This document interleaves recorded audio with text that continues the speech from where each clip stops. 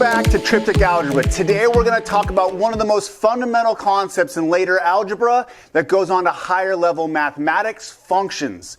We're going to talk today specifically about function notation and variable dependence and talk about inputs and outputs for functions. In order to describe functions and function notation, I'm going to use a linear model here. This is a relationship between two variables. In this case, it's t and c. I'm going to say the context for this is that C is the cost of a repair, let's say a plumbing repair, and T is the amount of time the repair takes. In this linear relationship, 60 would represent a fixed cost, or let's call this the service fee for the repair. The 50 would be the variable or the rate of change. In this case, that would be the cost is $50 per hour for a repair. We can represent the relationship between two or more variables as an equation, as a table of values, or we can represent it graphically. There's no one specific solution to this type of relationship. The value of C, or the cost of the repair, will vary based on how long the repair takes. You'll see some examples here and graphically represented over there. The concept of functions is not really a radical change or a new type of equation. Instead, if it's a different way of looking at the relationship between the variables.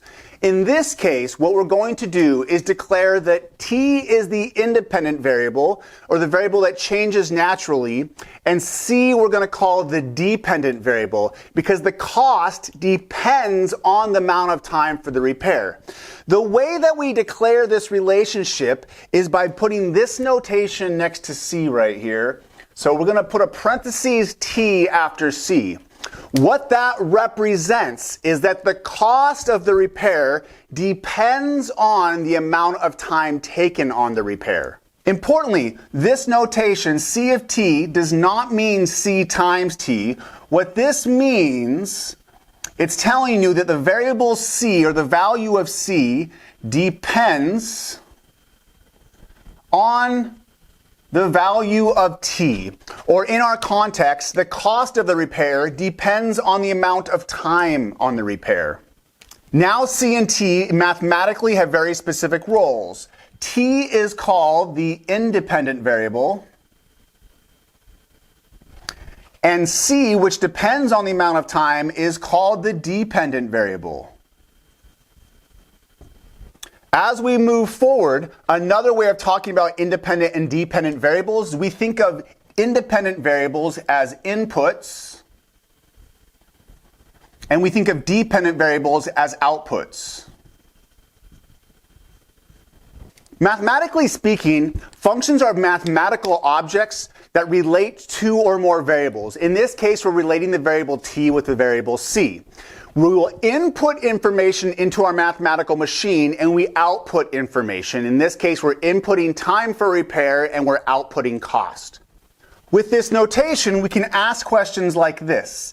Find C of 3.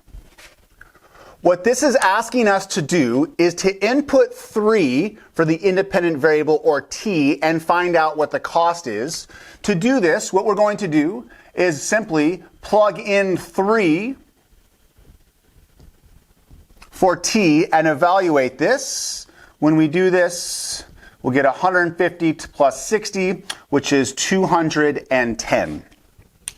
This is a really important part of notation, and I want to link it to the table and the graphical representation. This means if we input for t a value of 3, we get 210 as an output. This statement right here as it sits, c of 3 equals 210, is exactly the same thing as this line in the table of values. And it's also exactly the same as this point on the graph. To tie that last example together, let's look at another one. For instance, if I wanted to find, let's say, c of 2. What this is looking for is what this function outputs when I plug in a 2. I could do that two different ways. I could go to the table of values, find my input or my t value of 2, and find out the associated cost is 160. So that would give me that c of 2 is 160. Another way I could do that is graphically. Graphically, I could go to a t-value of 2 here, find out where this value intersects my graph, and find out that this outputs a value of 160. It's really important to understand the link between all of these versions. The function notation, the original equation definition, the table of values, and the graphical representation of functions. So far, we've just plugged in inputs into our function. We actually can ask questions like this. Find t such that c of t equals 110. In this way, we're asking for what input value or t value do we plug in to get an output of 110. And we can do this both graphically, both with the table of values or with the function definition here. If we want to find the t value so that c of t is 110, we look at this line in the table of values, find this output of 110, and say that's associated with the t value of 1.